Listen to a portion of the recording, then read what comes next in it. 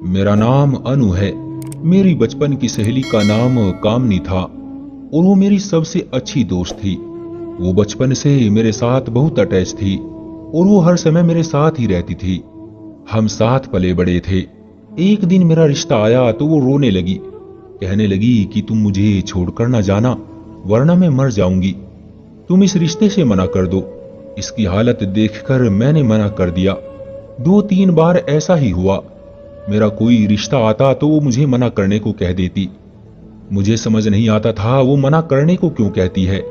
कुछ महीने बाद मेरे लिए दोबारा एक और रिश्ता आया। इस बार मेरे घर वालों ने मुझे इनकार न करने दिया, क्योंकि लड़का बहुत हैंडसम था और लंदन में जॉब करता था। मैंने भी हाँ कर दी और उस लड़के से मेरी मंगनी हो गई। मुझे अंदाजा था कि कामिनी मुझसे बहुत नाराज होगी, मगर उसने तो हंगामा ही मचा दिया और मुझसे दोस्ती खत्म करने की धमकी देकर वहां से चली गई। मैंने उसे मनाने की बहुत कोशिश की, मगर वो मुझसे बहुत नाराज थी, क्योंकि वो नहीं चाहती थी कि हमारे बीच कोई भी आए। उसे नाराज हुए 1 महीना हो गया था। एक दिन कामिनी की बड़ी बहन मुझसे मिलने आई और कहने लगी कि कामिनी चुपचाप सी रहने लगी है, खोई खोई सी रहती है और अक्सर घर से बगैर किसी को बताए कहीं चली जाती है। कामिनी के सारे घरवाले बहुत परेशान थे। उन्होंने मुझसे कहा कि मैं पता करूं कामिनी को क्या हुआ है। कामिनी मुझे क्या बताती। उसने तो मुझसे पहले ही सारे रिश्ते खत्म कर दिए थे। मैंने उससे 1-2 बार पूछने की कोशिश भी की, मगर वो मुझे देखते ही दरवाजा बंद कर देती थी। एक दिन मैंने अपनी खिड़की से देखा कामिनी घर से चादर ओढ़े बाहर निकल रही थी। मुझे बहुत अजीब लगा कि वो मुंह छुपाए घर से बाहर क्यों जा रही थी। मुझे ख्याल आया कि मैं उसका पीछा करूं। मैं उसके पीछे पीछे चलने लगी। वो घर से निकलकर फकीरों की बस्ती में चली गई। एक झोपड़ी के आगे रुककर वो उस झोपड़ी के अंदर चली गई। मुझे शौक लगा कि वो यहाँ क्यों आई है। कुछ देर बाद कामिनी वहां से निकल गई। मैं फौरन झोपड़ी के अंदर गई कि देखूं किससे मिलने आई थी, मगर वहां कोई भी न था। मैं हैरान होते हुए वापस घर आ गई। वो पहले मुझसे कुछ नहीं छुपाती थी, अब जाने उसे क्या हो गया था। 2 दिन बाद मैंने फिर से उसका पीछा किया तो ये जानकर मेरे रोंगटे खड़े हो गए कि वो यहाँ किसी लड़के से मिलने आती है। मुझे बहुत गुस्सा आया कि मुझे मंगनी करने से मना करती थी और खुद यहाँ चक्कर चला रखा है। उस लड़के ने सर पर कैप पहन रखी थी, वरना मैं देख लेती कि वो कौन है। अगले दिन मैं बहन के साथ शादी की शॉपिंग करने गई तो एक रेस्टोरेंट में मैंने कामिनी को किसी लड़के के साथ बैठी देखा। मैंने उसे रंगे हाथों पकड़ने का फैसला किया। मैंने जानबूझकर दूर से ही उसे आवाज दी। मेरी आवाज सुनते ही वो लड़का फौरन वहां से भाग गया और कामिनी के चेहरे का तो जैसे रंग ही उड़ गया। मैंने उससे जाकर पूछा कि ये क्या चक्कर है। वो डरती डरती बोली, क्या हुआ? मैंने कहा, झूठ मत बोलना, मैंने सब देख लिया है। कौन था वो लड़का? कामिनी बोली, मैं उसे पसंद करती हूँ, प्लीज किसी को ना बताना। मैंने कहा, मुझे उस लड़के से मिलवाओ, मैं खुद ही तुम्हारी शादी उससे कराऊंगी। मगर वो उस लड़के को मुझसे मिलवाने पर तैयार ही न थी। कहती थी वो बहुत शर्मीला है, तुमसे नहीं मिलेगा।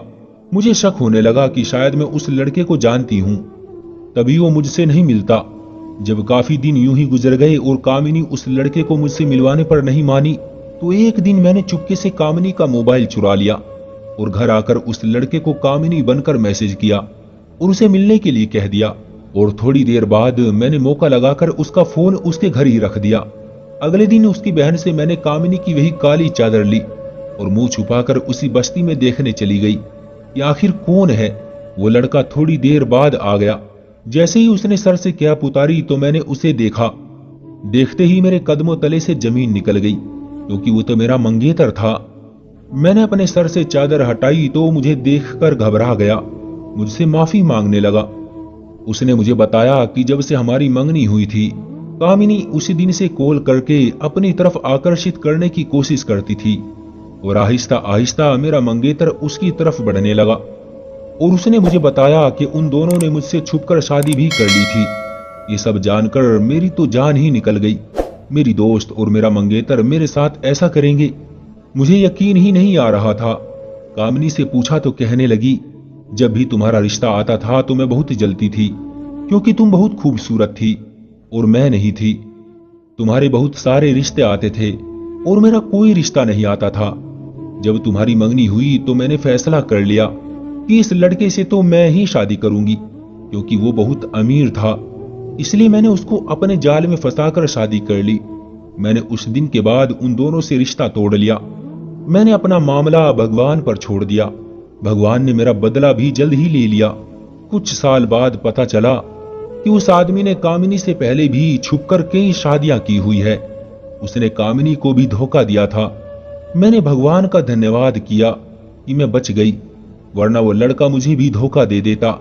सच है, जो किसी दूसरे के साथ बुरा करता है उसके साथ भी बुरा ही होता है। तो दोस्तों, क्या कहना है आपका इस कहानी के बारे में? कमेंट करके हमें जरूर बताएं।